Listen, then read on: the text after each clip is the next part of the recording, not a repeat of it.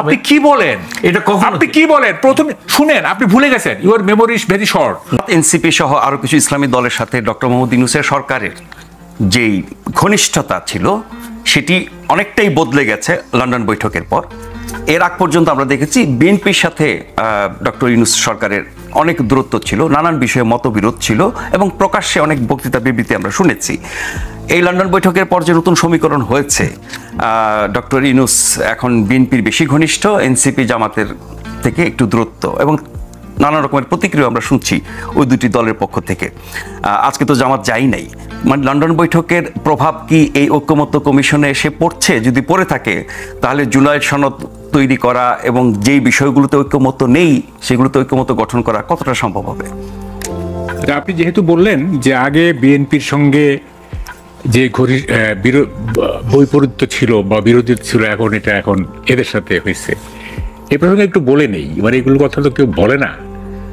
সেটা হচ্ছে, দেখেন কি বলবো, মানে যে সমাজে মিউচুয়াল ট্রাস্ট বলতে কিছু নেই, যে সমাজে চালাকির ছড়াছড়ি, কৌশল নয়, কৌশল কিন্তু জায়েজ, রাজনীতিতে কৌশল করাই যায়, চালাকির ছড়াছড়ি, আপনি অপকৌশলের কথা বলছেন।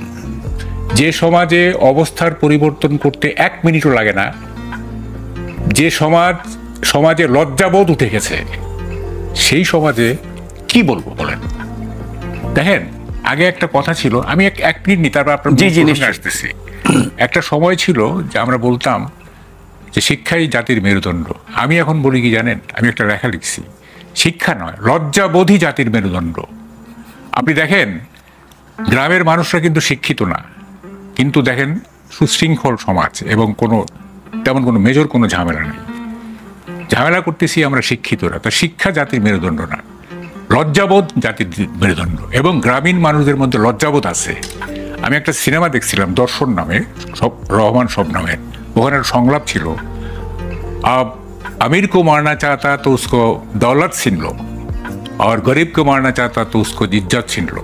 মানে যদি ধনীকে মারতে চাও তাহলে তাদের সম্পদ কেড়ে নাও, আর যদি গরিবকে মারতে চাও তাহলে তার ইজ্জত সম্ভ্রম কেড়ে নাও। গরিবের সম্ভ্রম বোধ এত বেশি, আমাদের শিক্ষিতদের কোনো সম্ভ্রম বোধ নাই, হ্যাঁ, এবং লজ্জাবোধ নাই, যে কারণে এত কিছু ঘটতেছে। এবং আমি মনে করি শিক্ষা এখন আর কোনো ব্যাপার না, লজ্জাটা এখন সবচেয়ে জরুরি হয়ে পড়ছে বাংলাদেশে। আচ্ছা, এখন আপনি বলছেন যে এনসিপি ক্ষোভ প্রকাশ করছে, কেন? শুধু ক্ষোভ প্রকাশ কেন?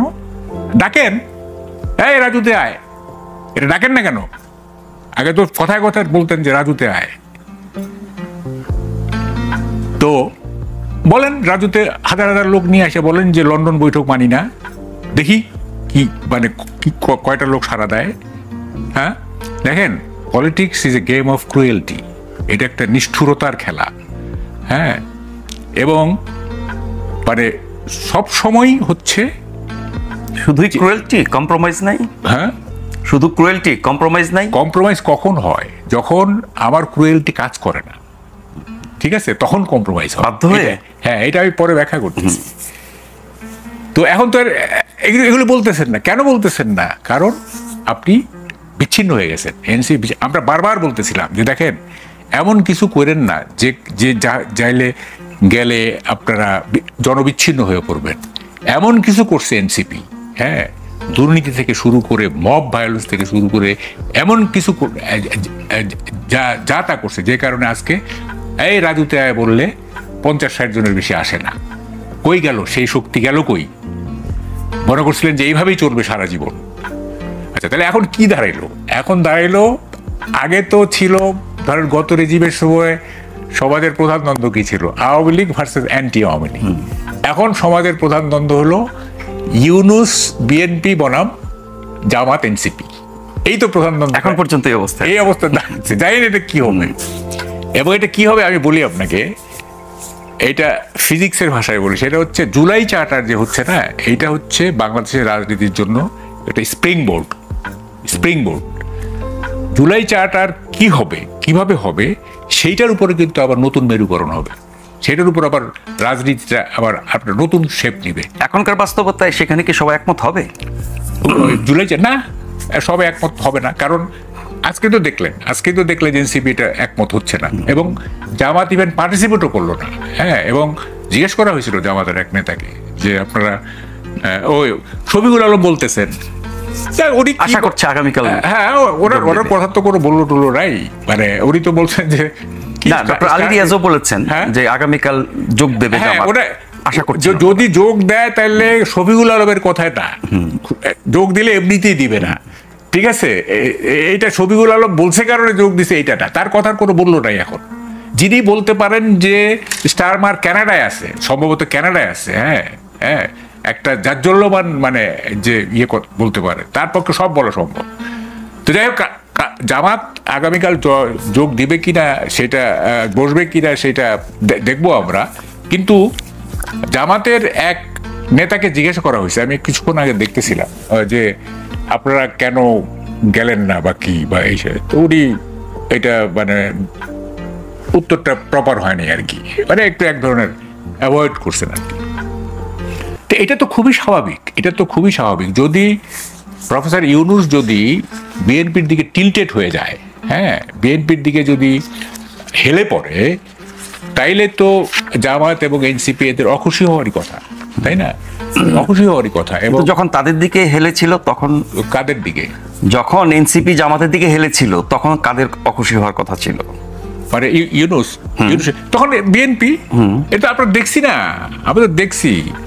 এবং একটা দল নিরপেক্ষতা, সরকার নিরপেক্ষতা হারাচ্ছে, একটা দলকে ব্লেসিংস দিচ্ছে, উল্টো দিকে এখন একই কথা শোনা, এখন উল্টা কথাও শোনা হচ্ছে। আমি তো কি বললাম আপনাকে, অবস্থান পরিবর্তন করতে এই দেশের কোনো পলিটিশিয়ানের 1 মিনিট সময় লাগে না, 1 মিনিট সময় লাগে না। এবং এইখানে কোনো আপনার মিউচুয়াল ট্রাস্ট বলতে যেটা বোঝায় আছে না, রাজনীতি তো এক ধরনের তো ধরেন যে মানে ঐকমত্য থাকতে হয়, যে এই বিষয়গুলো আমরা বেশি ঘাটাঘাটি করব না, এই বিষয়গুলো এই সমস্ত কোনো কিছু বাড়াই নাই। তো ফলে আমি খুব আশাবাদী না এই জন্য যে দেখেন বাংলাদেশটা এমন জায়গায় চলে গেছে, হ্যাঁ, মানে ইউনূস সাহেব কেন বিএনপির সাথে লন্ডনে চলে গেলেন, এটা তো আমাদের বুঝতে হবে আগে। এবং যদি সমঝোতা হয়েই থাকে তাহলে একই ফ্লাইটে কেন উনি আসলেন না, মানে তারেক রহমান সাহেব? যদি সমঝোতা হয়েই থাকে, ধরেন যে কত হৃদ্যতা, কত বই প্রেজেন্ট করা, তো এইটা সেইটা, হ্যাঁ, কি হাসিব না, কিন্তু একই ফ্লাইটে আসার তো একটা বাস্তবতা। উনি কি চাইলে হুট করে ফ্লাইটে উঠে পড়তে পারবেন? অসুবিধা কি? বাংলাদেশে কিরা সম্ভব? আরে প্রথম কথা তো হচ্ছে তারেক রহমান তো সেলিব্রেশনে আসতে পারে না 5ই আগস্টের পরে। আসতে পারছে যখন আনসারুল্লাহ ভাটের হেড মুক্ত হয়ে যাচ্ছে, যখন শিবিরের ওই যে চিটাগাংয়ের মুক্ত হয়ে যাচ্ছে, যখন কনভিক্ট জঙ্গিরা মুক্ত হয়ে যাচ্ছে, তখন তারেক রহমানের মাথার উপরে যত মামলাই থাকুক, উনি দেশে আসবেন, সেলিব্রেশনে যোগ দিবেন, তারপরে জামিন নিয়ে লিগাল ফাইট করবেন। তার জন্য নিরাপদ ছিল? হ্যাঁ, ওই পরিস্থিতিটা কি তার জন্য নিরাপদ ছিল? তো অনিরাপদ করলো কে? অনিরাপদটা করলো কে? এটা উত্তর দেন। আমি বুঝলাম নিরাপদ ছিল না, তো অনিরাপদটা কে করলো তখন যারা দায়িত্বে ছিল? তাইলে আমি তো ওইটাই বলার চেষ্টা করতেছি। আপনি তো আবার কথাটাকে অন্যভাবে বললেন।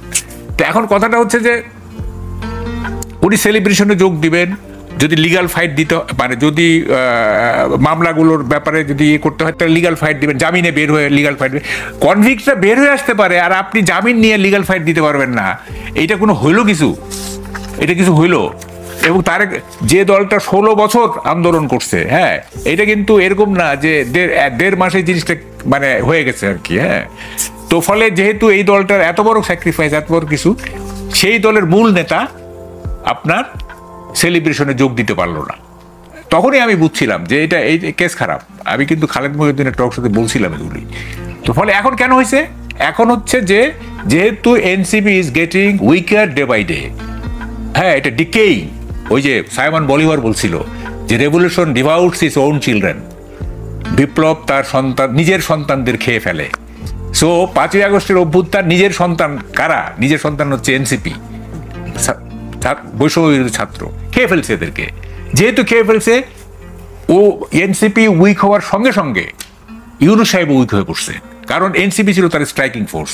যেহেতু ইউনূস সাহেব উইক হয়ে পড়ছে এবং ঈদের পরের একটা আন্দোলনের ঘোষণা ছিল, সুতরাং উনি সেই জন্য তাড়াহুড়া করে বিএনপির সাথে সমঝোতায় গেছেন। হ্যাঁ, লন্ডনে চলে গেলেন। লন্ডনে চলে গিয়ে বাস কি বুঝাইলেন কি জানি না, এগুলো কিছু কিছু অ্যাপ্রিহেনশন আছে, যে এগুলো নিশ্চিত হয়ে তো বলা যাবে না, মানে 1 to 1 কি হয়েছে না হয়েছে এগুলো তো আর আমরা জানি না। তবে এইটুক তো বুঝি যে তারেক রহমানকে গুড হিউমারে রাখার একটা চেষ্টা করছেন উনি, হ্যাঁ, যে এখন স্ট্রংগেস্ট পার্টি হচ্ছে এর মানে ছাত্ররা is no longer stronger than BNP. হয়তো 5ই আগস্ট ছিল বা 6ই আগস্ট ছিল, 7ই আগস্ট ছিল, এখন আর মানে এনসিপি কোনো শক্তি ধারণ করে না। মানে বৈষম্য বিরোধী ছাত্র আন্দোলন বিএনপির চেয়ে বেশি শক্তিশালী ছিল। হ্যাঁ, আপনি কি বলছেন যে হ্যাঁ 5ই আগস্ট, 6ই আগস্ট শুধু বৈষম্য বিরোধী ছাত্র আন্দোলন নাকি তাদের নেতৃত্বে যে বিশাল আন্দোলন হয়েছে? ওই তো সেখানে তো বিএনপিও ছিল না। এইখানে শুনেন, এইখানে যদি মানে বিএনপি যদি মনে করতো যে আমরা এই যে আমরা ছাড়া বাকিদের চাইতে আমরা বেশি শক্তিশালী, তো তারা আপার হ্যান্ড নিয়ে নিত। তারা কেন মিনমিন করলো বা কেন একটু এক ধরনের মানে ওই অভ্যুত্থানের সময়টার কথা, অভ্যুত্থানের সময় তো বিএনপির অংশগ্রহণ ছিল কিন্তু নেতৃত্ব ছিল বৈষম্য বিরোধী ছাত্র তাই তো বলতেছি, যেহেতু নেতৃত্ব ছিল বৈষম্য বিরোধী ছাত্র আন্দোলন, তখন অ্যাপারেন্টলি মনে হচ্ছিল যে তারাই সব কিছু মাস্টার মাইন্ড, কিছু সেটারই তো প্রতিফলন আমরা দীর্ঘদিন দেখলাম। তো তখন বিএনপি কি কারণে তাদের এত জনসমর্থন সত্ত্বেও কেন এনসিপি মানে বৈষম্য বিরোধী ছাত্র আন্দোলনের নেতাদের কৃতিত্ব এবং নেতৃত্ব মেনে নিয়েই তো বিএনপি তাদের সমর্থন করেছে এবং সাথে ছিল। এনসিপির যিনি মুখপাত্র, যিনি নেতৃত্ব দিয়েছেন, জনাব আরিফুল ইসলাম আদিব, তিনি হচ্ছেন এনসিপির সিনিয়র যুগ্ম আহ্বায়ক। তিনি বেশ কিছু কথা বলেছেন, তার মধ্যে একটি হচ্ছে জুলাই গণ অভ্যুত্থান শুধু কোনো রাজনৈতিক দলের চেষ্টায় হয়নি, এখানে সব পেশাজীবী এবং জনতার অংশগ্রহণ ছিল, যাদের আসলে কোনো প্রতিনিধি নাই এই সংস্কার প্রক্রিয়া। মানে এতদিন পরে ওনাদের এই বোধোদয় হলো যে এখানে আরো অনেকের প্রতিনিধিত্ব ছিল এই প্রক্রিয়ার মধ্যে, তারা নাই। এতদিন তো সবকিছুই মনে হচ্ছিল যে সব মানে অংশীদার তারাই। এতদিন তো এনসিপি ছাড়া মানে বৈষম্য বিরোধী ছাত্র ছাড়া তো বাংলাদেশে কেউ ছিল না। ছিল কি কেউ মানে স্ট্রাইকিং ফোর্স বা দৃশ্যমান আর কি? জামাত ছিল কিন্তু ওইভাবে সব না। আবার অন্য কথায় বলতে গেলে এটি কিন্তু ছাত্র জনতার গণ অভ্যুত্থানে অন্য অনেক পক্ষের অংশীদারিত্বের বিষয়টির স্বীকৃতি একরকম। হ্যাঁ, এতদিন পরে কেন? এতদিন তো শুধু মানে সব পক্ষটা একজন ছিল অভ্যুত্থান করছে, একজন, সেটা হচ্ছে এই যে আপনার যাকে মাস্টার মাইন্ড হিসেবে পরিচয় করে দেওয়া হয়েছিল নিউ ইয়র্কে, একজন বিপ্লব করছে। কিসের বিএনপি, কিসের কি, এগুলো দেখি নাই আমরা। তো ফলে শুনেন, কথাটা হচ্ছে যে শামীম ভাই তো খুব আশাবাদী। দেখেন, নির্বাচনের ব্যাপারে কিন্তু ইউনূস সাহেব এক স্টেপও আগান নাই, not a single step ahead. তার আগের অবস্থানে কিন্তু আছেন, এটা ব্যাখ্যা করতেছি। শামীম ভাই যেহেতু পাইছি এই জন্য বললাম, আপনি কিছু মনে করেন না। সেটা হলো এই যে না দেশপ্রেম বললেন, গণতন্ত্র বললেন, এই বললেন সেই বললেন, সবই তো ঠিকই আছে, আপনারা তো দেশের ভালোই চান। একটু হাইপোথেটিক্যালি আমি বলি, ধরেন কথার কথা, এটা হাইপোথেটিক্যাল, জিয়াউর রহমান সাহেব ৭১ সালের মুক্তিযুদ্ধেই শহীদ হয়ে গেছেন, ধরেন কথার কথা, তাইলে তো উনি নিশ্চয়ই বীরশ্রেষ্ঠ হইতেন, ডেফিনেটলি উনিও মানে ৮ নম্বর বীরশ্রেষ্ঠ হইতেন বা ১ নম্বর হইতেন, আর বাকি ৭ জন। তাইলে বিএনপি টিএনপি কিছুই দলও গঠন হইতো না, আজকে আপনিও থাকতেন না, বিএনপি হইতো না। এখন ৫ই আগস্টের পরে এই যে ৭ বীরশ্রেষ্ঠর যে মূর্তিগুলি ভাঙা হইল, তাহলে জিয়াউর রহমানের মূর্তিও ভাঙা হইতো যদি উনি 72-এ যদি মারা যেতেন, তাই না? ভাঙা হইতো। তো তখন তারেক রহমান শিশু ইত্যাদি, তখন তার মনে কি হইতো যে আমার বাবার, তখন তো মানে মানে তখন তো শিশু ছিল, এই সময় উনি কি ভাবতেন যে আমার বাবার মূর্তি ভাঙা হচ্ছে? কি হৃদয় বিতরক হইতো না এটা? আপনারা কি এই ৭ বীরশ্রেষ্ঠের যখন মূর্তি ভাঙা হচ্ছিল এটা প্রতিরোধ করার কোনো চেষ্টা করছেন? করেন নাই। একটা মব যেখানে আসছে, যেখানে হুট করে তো আমি বলি শুধু এইটা না, শুধু যে বীরশ্রেষ্ঠ তা না, আপনি দেশপ্রেমের কথা বলতেছেন এতক্ষণ ধরে, জয়নুল আবেদিনের মূর্তি ভাঙা হয়েছে, বেগম রোকেয়ার মূর্তি ভাঙা হয়েছে, তারপরে মানে মুক্তি মানে প্রো লিবারেশন অনেক কিছুর উপরে আমি বলছি বিএনপির প্রতিষ্ঠাতা একজন বীরত্ব, বিএনপির প্রতিষ্ঠাতা একজন ঘোষক স্বাধীনতার, আমি সেই ঘোষণায় উদ্দীপ্ত হয়েছি। আওয়ামী লীগ কি বলে বলুক গা, হ্যাঁ, আমি উদ্দীপ্ত হয়েছি তার ভাষণে। এখন সেই দলটার প্রতিষ্ঠাতা মানে যিনি, হ্যাঁ, মানে যিনি যে দলটার প্রতিষ্ঠাতা সেই দলটা প্রো লিবারেশন যত কিছু মূল্যবোধ যত কিছু এগুলোর উপর যে এত আঘাত আসলো, আপনারা 10 মাস ধরে কিছুই করেন নাই, কিচ্ছু করেন নাই, আপনারা গা ভাসায় দিচ্ছেন। হ্যাঁ, এখন এসে আপনারা বলতেছেন যে এইটা করতে হবে, ওইটা করতে হবে। দেশটা কোথায় চলে গেছে আপনি জানেন? এই তারেক রহমান কি, আমি শিওর যদি নির্বাচন হয় তাহলে Tarique Rahman will be prime minister of Bangladesh. উনি কি যে মূল্যবোধের যে অবক্ষয় করছে, অর্থনীতি বাদ দেন, অর্থনীতি রিগেইন করা যায়, আমাদের কৃষক আছে, আমাদের শ্রমিক আছে, সব আছে, অর্থনীতি ঠিক করব। যে মূল্যবোধের ধ্বংস হয়ে গেছে 10 মাসে, এইটা কিভাবে তারেক রহমান উদ্ধার করবে, সেই প্রশ্নের উত্তর আপনি আমাকে দিবেন। আচ্ছা দিয়েন। 2 নম্বর হচ্ছে যে আমি যেটা বললাম যে ইউনূস সাহেব এক স্টেপও আগান নাই। কিরকম দেখেন, নাজমুল, শুনতেছেন তো আপনি? জি জি, দেখেন কিরকম, দুইটাই কিন্তু কন্ডিশনাল। হ্যাঁ, একটা হচ্ছে যে কমিশন এবং সংস্কার এবং বিচার যদি অগ্রগতি হয় ইত্যাদি হয়, তাইলে ফেব্রুয়ারিতে নির্বাচন হতে পারে কিন্তু মেবি। আরেকটা কি হচ্ছে যে জুলাই চার্টারের ঐকমত্যের ভিত্তিতে যদি জুলাই চার্টার হয়, তাইলে তো দুইটাই তো কন্ডিশনাল। এখন এই দুই কন্ডিশন যদি বিঘ্নিত, শর্ত যদি পূরণ হয়, হ্যাঁ, শর্ত যদি পূরণ হয়, তারপরে তো কথা হলো হতে পারে, এটা কোনো সিদ্ধান্ত না। হ্যাঁ, এটা সিদ্ধান্ত না, হতে পারে। উনি তো ডেট ঘোষণা করেন নাই যে whatever the situation is, whatever the variables are, এই যে আমরা যেটা বলি আর কি, যা কিছুই হোক না কেন, ডিসেম্বরের 13 তারিখ বা ডিসেম্বরের 14 তারিখ বা তারিখ তো নির্বাচন কমিশন ঘোষণা। আচ্ছা ঠিক আছে, 1 ফেব্রুয়ারি থেকে 15 ফেব্রুয়ারির মধ্যে নির্বাচন হবে, অবস্থা যাই হোক না কেন। তাইলে আমরা একটা বুঝতাম উনি তো কন্ডিশন দিয়েছেন দুইটা, এবং এই কন্ডিশনগুলো তো আগের কন্ডিশন, এগুলো নাথিং নিউ। এই কথাগুলি উনি বহুদিন প্রথম থেকেই বলে আসতেছেন যে যদি সংস্কারগুলোর মানে কি বলে যে ঠিকঠাক মতো হয়, যদি জুলাই চার্টার ঠিক ঐকমত্যের ভিত্তিতে যদি সব হয়। কামাল ভাই, এখানে সব বিষয় তো ঐক্যমতে আসতে পারবে না পলিটিক্যাল পার্টি, এটা অ্যাবসলিউট, কখনো আপনি এটা পারবেন না।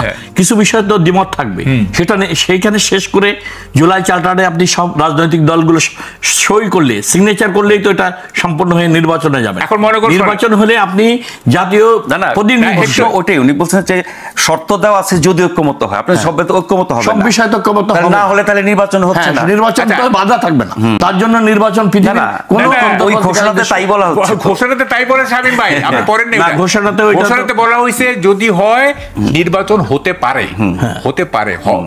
এখন কথাটা হচ্ছে, মনে করেন জুলাই চার্টার নিয়ে বিএনপি, এনসিপি অনেকটা স্টেক হোল্ডার, তাই না? ইসলামী দল আছে, অমুক আছে, তমুক আছে, সব আছে, বাম দল আছে। এখন জুলাই চার্টার যদি একেবারে 100%, যদি 20% যদি বলে যে না আমরা এই চার্টার মানি না, হ্যাঁ, তাহলে কি এটা ঐকমত্য হইলো? না, সব বিষয় তো ঐকমত্য হতে পারবেন না আপনি পারবেন, তাহলে নির্বাচন হচ্ছে না, তাহলে তো অন্তর্বর্তী